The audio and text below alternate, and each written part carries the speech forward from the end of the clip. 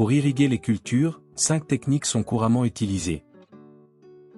L'arrosage manuel à l'arrosoir, l'arrosage manuel au tuyau, l'arrosage par aspersion, l'arrosage au goutte à goutte, l'arrosage par inondation.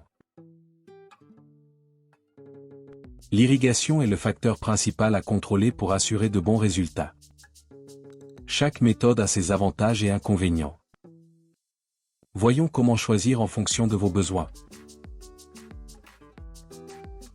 Bonjour et bienvenue dans votre formation sur le maraîchage bio-intensif. Voyons ensemble comment choisir sa technique d'irrigation. L'arrosage manuel à l'arrosoir. L'eau est versée manuellement à l'aide d'un arrosoir. C'est la méthode la plus simple et la plus accessible pour débuter. Vous aurez besoin du matériel suivant. Un arrosoir avec une pompe d'arrosage. Quels sont les avantages de l'arrosage manuel à l'arrosoir? Cette méthode nécessite très peu de matériel et ne demande aucune installation technique. Elle permet de reproduire une pluie naturelle. Elle favorise la vie du sol. Et arrose à la fois les planches et les passe-pieds. Elle permet de s'adapter aux besoins de chaque culture. Quels sont les inconvénients de l'arrosage manuel à l'arrosoir? Cette méthode prend beaucoup de temps, surtout sur de grandes surfaces et peut provoquer un arrosage inégal selon les zones. Elle a tendance à tasser la terre en surface, surtout si l'eau est versée brusquement. Quand cette technique est-elle la plus adaptée? Lorsque les moyens financiers sont très limités. Sur une petite surface de culture. Si la source d'eau est proche des planches. Pour l'arrosage des pépinières ou des jeunes plants. L'arrosage manuel au tuyau.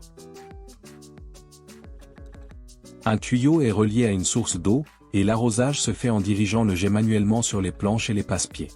Grâce à une tête d'arrosage en aspersion, on peut reproduire les conditions d'une pluie fine.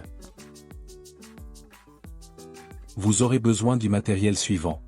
Un tuyau d'arrosage avec une tête d'aspersion. Quels sont les avantages de l'arrosage manuel au tuyau? Plus rapide que l'arrosoir, surtout sur de grandes surfaces, cette technique permet d'arroser à la fois les planches et les passe-pieds.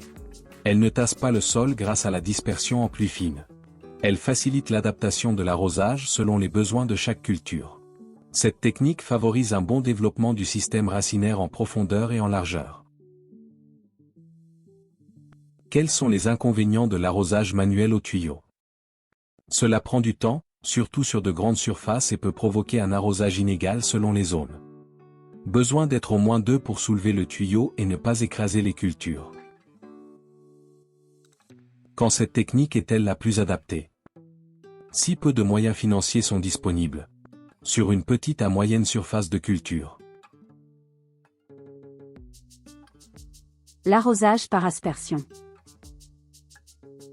L'irrigation par aspersion consiste à projeter l'eau en fines gouttelettes, comme une pluie artificielle. L'eau est mise sous pression, le plus souvent grâce à une pompe, puis distribuée à travers un réseau de canalisation. Des asperceurs projettent l'eau sous forme de jet qui se transforme en petites gouttes, arrosant uniformément les cultures et les passe-pieds. Vous aurez besoin du matériel suivant. Pompe thermique ou solaire. Tuyau. Vanne d'arrêt ou bouchon. Canne d'aspersion. Quels sont les avantages de l'arrosage par aspersion? Le gain de temps. Cette irrigation est uniforme et intégrale, passe-pied et planche. Elle ne tasse pas le sol grâce à la dispersion en pluie fine. Elle refroidit l'air autour des cultures.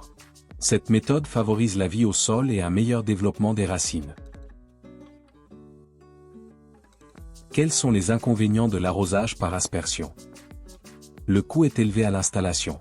Il y a un risque de perte d'eau en cas de vent ou de forte chaleur, évaporation. Quand cette technique est-elle la plus adaptée? Adaptée aux cultures de légumes à feuilles mais pas pour les légumes à fruits. En cas de forte chaleur, risque de brûler les feuilles. Il y a un risque de développement de champignons. Quand cette technique est-elle la plus adaptée? Quand les ressources financières sont suffisantes et que la surface de culture est grande. L'arrosage goutte à goutte. L'irrigation goutte à goutte consiste à apporter l'eau en petite quantité directement au pied des plantes, grâce à des goutteurs intégrés dans un tuyau.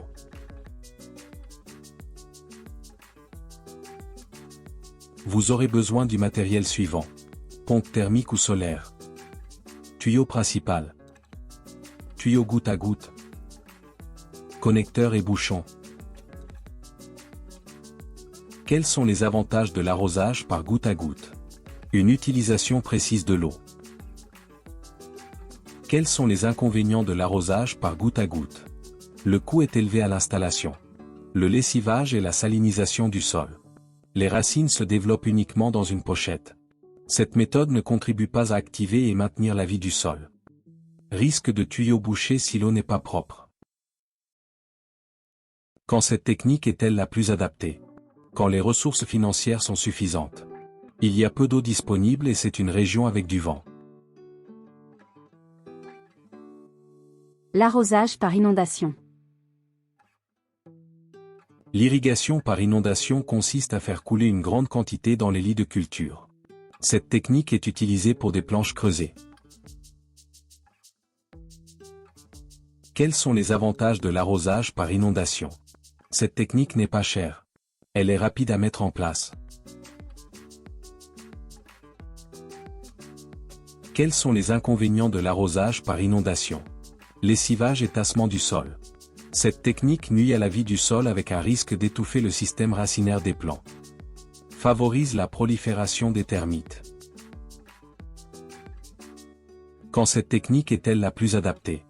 Quand il y a une grande quantité d'eau disponible. Choisissez votre technique en fonction de vos ressources et de vos objectifs.